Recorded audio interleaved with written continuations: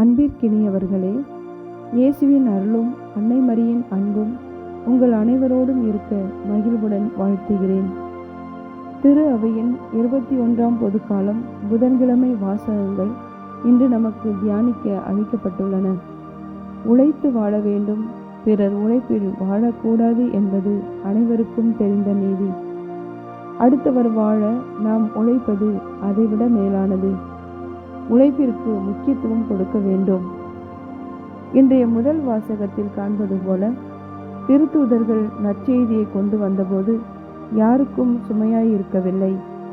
தங்களுடைய உழைப்பாலேயே தங்களுடைய தேவைகளை கவனித்து கொண்டார்கள்.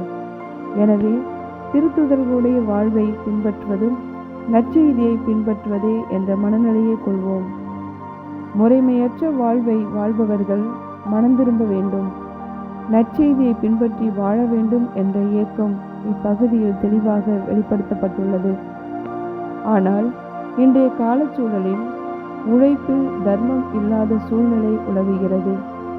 உழைக்காதவன் உண்ணலாகாது என சொல்லப்படுகின்ற போது நேர்மையாக உழைத்து சம்பாதிக்காதவனும் உண்ணலாகாது என்றும் சொல்லப்பட வேண்டும். அத்தகைய நிலை ஏற்பட்டால் உழைப்பிற்கு இன்னும் மதிப்பு அதிகரிக்க வாய்ப்பு உள்ளது. இன்றைய காலகட்டத்தில் உழைப்பில் ஏமாற்றுதல், நீதிக்கு புறம்பான வேலைகளில் ஈடுபடுதல், அடுத்தவர்களை சுரண்டுதல், இது போன்ற நிலைகள் சோம்பேறியாக இருப்பதற்கு சமமானதே. இத்தகைய சூழ்நிலைகள் அனைத்தும் அடுத்தவர்களும் வாழ பிறந்தவர்கள் என்ற மனநிலை அற்ற தன்மைகளை காட்டுகிறது. யார் என்ன செய்தாலும் அந்தந்த நிலைக்குரிய தர்மம் காக்கப்பட வேண்டும் என்ற செய்தி ஏற்கப்பட்டால் உழைப்பு பெருமைப்படுத்தப்படும்.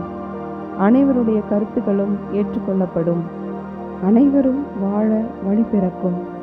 இன்றைய நற்செய்தியில் கூறப்பட்டுள்ளது போல வெள்ளையடிக்கப்பட்ட கல்லறைகளைப் போல் இல்லாமல், பகட்டுக்கும் வெளி வேடத்துக்கும் இடங்கொடாமல், மாய உலகின் கவர்ச்சிக்கு அடிமையாகாமல், இயேசு காட்டிய அறநெறிகள் எனும் விழுமியங்களை கடைபிடித்து போலியான வாழ்க்கை வாழாமல் அனைவரையும் அன்பு செய்து இயேசுவுக்கு உகந்த வாழ்க்கை வாழ்ந்து நிலை வாழ்வை நமதாக்கிக் கொள்ள உறுதியேற்போம். இன்றைய வாசகங்கள் வழியாக புனித பிரான்சிஸ்கு அசிசியாரின் வாழ்வை பற்றியும் சிந்திப்போம். புனித பிரான்சிஸ்கு அசிசியார் பிறப்பால் வசதி படைத்தவர். இவ்வுலக நாட்டங்களோடு வாழ ஆசைப்பட்டார். கேளிக்கை மற்றும் ஆடம்பர வாழ்வு வாழ்ந்து வந்தார். நோய்வாய்ப்பட்ட பிறகு இவரில் பெரிய ஆன்மீக மாற்றம் நிகழ்ந்தது. அவர் எளிமையின் ஏந்தலாக இறைவன் முன் தன்னை முழுமையாக அர்ப்பணித்து எளிய வாழ்வு வாழ ஆரம்பித்தார். தன்னிடம் இருந்த அனைத்து சொத்துக்களையும் உடைமைகளையும் ஏழைகளுக்கு வழங்கினார். அவரது எளிமையான வாழ்வு நமக்கு ஒரு முன்மாதிரியாக அமைந்துள்ளது. அவர் இறைப்பணிக்காகவும் இயற்கை நேயத்துக்காகவும் தன்னை முழுமையாக அர்ப்பணித்தார். திரு அவையின் ஒப்புதலோடு பிரான்சிஸ்கன் சபையை உருவாக்கினார். பெண்களுக்காக புனித கிளாராவோடு சேர்ந்து கிளாரா சபையை ஆரம்பித்தார். பிரான்சிஸ்கு அசிசியார் இயற்கை மற்றும் பறவைகள், விலங்குகள் என அனைத்து படைப்புகளையும் சகோதரத்துவ உணர்வோடு பார்த்தார். திரு அவை இவரை சூழியல் பாதுகாவலராகவும் விலங்குகளின் பாதுகாவலராகவும் அறிவித்தது. எனவே நாமும் இப்புனிதரை போற்றுகின்ற வேளையில் அவரை பின்பற்றி நல்வாழ்வு வாழ்வோம்.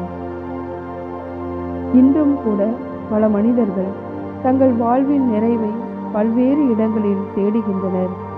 சிலர் பணத்திலும் வேறு சிலர் பதவியிலும் தங்கள் நிறைவை தேடுகிறார்கள். இன்னும் சிலர் புகழிலும் அங்கீகாரத்திலும் நிறைவை தேடுகிறார்கள்.